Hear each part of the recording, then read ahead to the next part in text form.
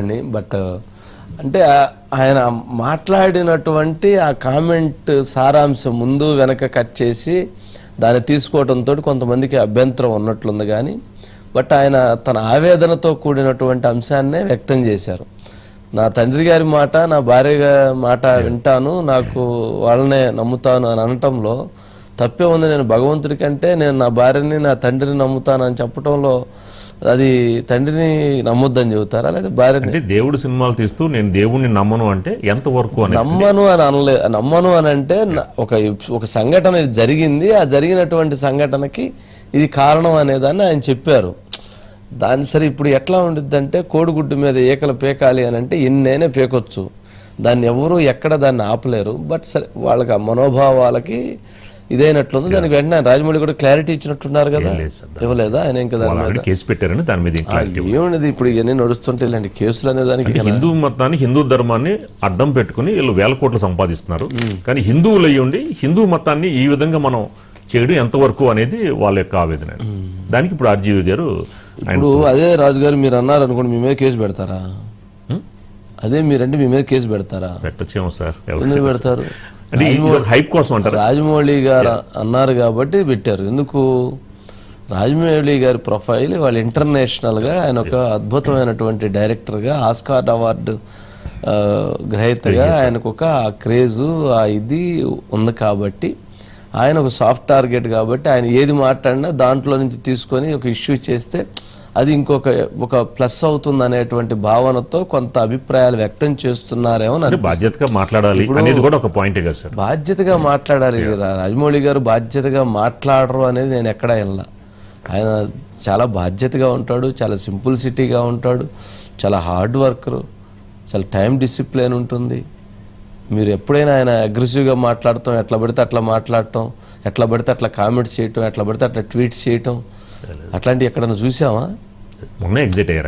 అది జరిగినటువంటి ఒక అంశాన్ని నా థియేటర్లో అది ఒక సూచన చేయొచ్చు.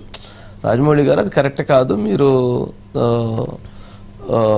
అలాంటి వ్యాఖ్యలు చేయటం సమంజసం కాదు, మీరు వెనక్కి తీసుకోండి, అది ఇంకొక అభిప్రాయం వ్యక్తం చేయండి.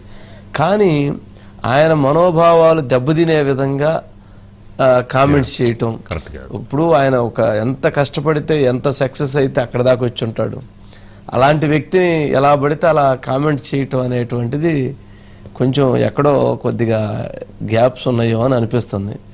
బట్ ఏం చేస్తామండి, మనం చేయగలిగింది బయట వేయండి. We were supposed to test our video. బయటికి లీక్ అవ్వకూడదని చెప్పి పెద్ద పెద్ద క్రేన్లు పెట్టి, బ్లాక్ క్లాత్స్ పెట్టి, అర్ధరాత్రి వరకు పనిచేసి టెస్టింగ్ అవుట్ టెస్ట్ వీడియోస్. ఎక్కడి నుంచి వచ్చారో తెలీదు. దే స్టార్టెడ్ టేకింగ్ డ్రోన్ తో ఆ వీడియోలు తీసి whatever we are suppose to show అవి నెట్ లో పెట్టడం మొదలు పెట్టారు. నాకు దేవుడి మీద పెద్ద నమ్మకం లేదండి. నాన్నగారు వచ్చి ఇందాక హనుమ వెనకాల ఉంటాడు, గుండె తట్టి నడిపిస్తాడు అని చెప్పారు. ఇలా అయిన వెంటనే కోపం వచ్చింది, ఇదేనా నడిపించేది అని. మా ఆవిడకి హనుమంతుడు అంటే చాలా చాలా ఇష్టం. ఫ్రెండ్ లాగా బిహేవ్ చేస్తుంది, మాట్లాడుతూ ఉంటది. మా ఆవిడ మీద కూడా కోపం వచ్చింది, ఏంటి ఇదేనా చేసేదని. అజిత్ గారు ఉన్నారండి.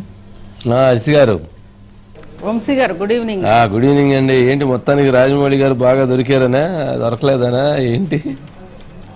వంశీ గారు అంటే ఒకటి ఈరోజు సరే రాజమౌళి గారిది వివాదం నడుస్తూ ఉంది. ఒకటి ఆయన ఎక్కడా కూడా దైవ దూషణ చేయలేదు వంశీ గారు. అంటే ఎక్కడా కూడా ఒక జనరల్ స్టేట్మెంట్ కూడా ఇవ్వాల, దేవుణ్ణి అందరూ నమ్మండి లేదంటే ఎవరు నమ్మొద్దు, లేదా దేవుడికి మహిమలు ఉన్నాయి లేదా మహిమలు లేవు, ఇలా ఎక్కడా కూడా జనరలైజ్ స్టేట్మెంట్ కూడా ఇవ్వాల వంశీ గారు. కేవలం తన అభిప్రాయాన్ని మాత్రమే చెప్పుకున్నారు. నాకు పెద్దగా నమ్మకం లేదు, కానీ వీళ్ళు తన తండ్రి భార్య నమ్ముతారు కాబట్టి సరే ఉన్నారన్నారు. ఈ రోజు ఇదే నా చేసింది, ఎందుకంటే ఆ ఫ్రస్ట్రేషన్ లో ఆయన అనుకున్నారు. అది సహజం వంశీ గారు, ఒకటి సహజము.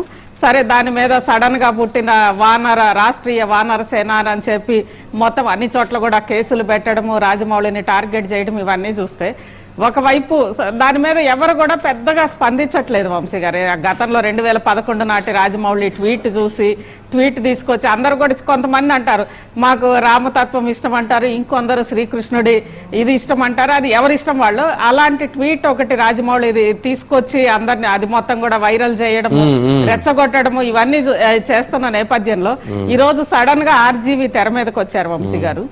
వచ్చి ఒకటి అంటే రాజమౌళిని మీద కేసులు పెట్టడం కానీ ఇది వివాదం చేయడం కానీ మొత్తం కూడా కేవలం అసూయ మాత్రమే, అసూయతోటే చేస్తున్నారు. ఒక డైరెక్టర్ గా ఆయన సాధించిన ప్రగతి ఇవన్నీ కూడా చూసి అసూయ మీద చేస్తున్నారు. దాంతో పాటు ఒక క్వశ్చన్ అడిగాడు వంశీ గారు ఆర్జీవి. ఒకటి అంటే దేవుడి మీద నమ్మకం ఉండే వాళ్లే, విశ్వాసం ఉండే వాళ్లే దేవుడి సినిమాలు తీయాలంటే ఒక గ్యాంగ్స్టర్ సినిమాలు తీయాలి, లేదా దెయ్యం సినిమాలు తీయాలి, ఇది సాధ్యం అవుతుందా అని చెప్పి అడిగారు. ఎందుకంటే అవి రెండు గతంలో కాబట్టి.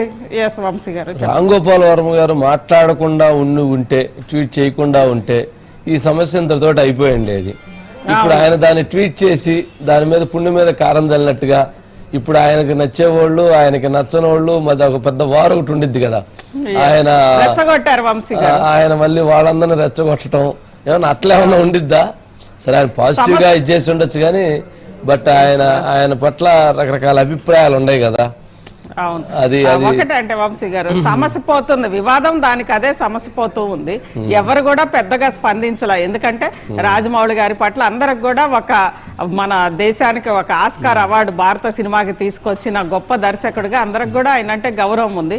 అందుకే ఎవరు కూడా పెద్దగా స్పందించలేదు. ఆయన కూడా ఎక్కడ మనం ఇంతకుముందు అన్నట్లుగా జనరలైజ్ చేయలేదు వంశీ గారు.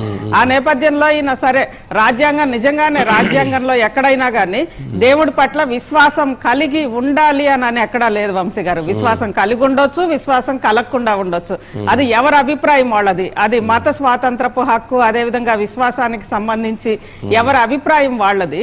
అదే విషయాన్ని రాజ్యాంగంలోని ఆర్టికల్ 25 చెప్పింది ఇదే అని అనేది రామ్ గోపాల్ వర్మ చెబుతూ చివరిగా మళ్ళీ ఎందుకు వచ్చిన కూడా మళ్ళీ నా మీదే ఆయన మళ్ళీ సేఫ్ గేమ్ ఆడుకున్నాడు వంశీ గారు.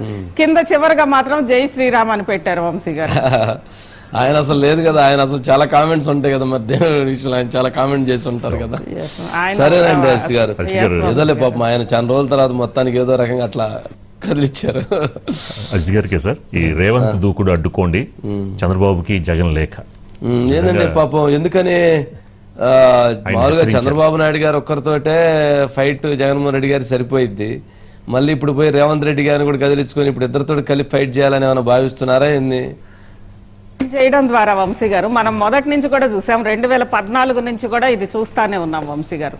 ఎప్పుడు కూడా వైఎస్ఆర్ కాంగ్రెస్ పార్టీ ప్రతిపక్షంలో ఉన్నప్పుడు లేదా తెలుగుదేశం పార్టీ అధికార పక్షంలో ఉన్నప్పుడు ఆనాడు 2014 నుంచి 19 వరకు ఇక్కడ బీఆర్ఎస్, ఆ రోజు టీఆర్ఎస్, అదే విధంగా అక్కడ తెలుగుదేశం పార్టీ అధికారంలో ఉన్నప్పుడు ఇద్దరు కలిసి రాయలసీమకు అన్యాయం చేశారు.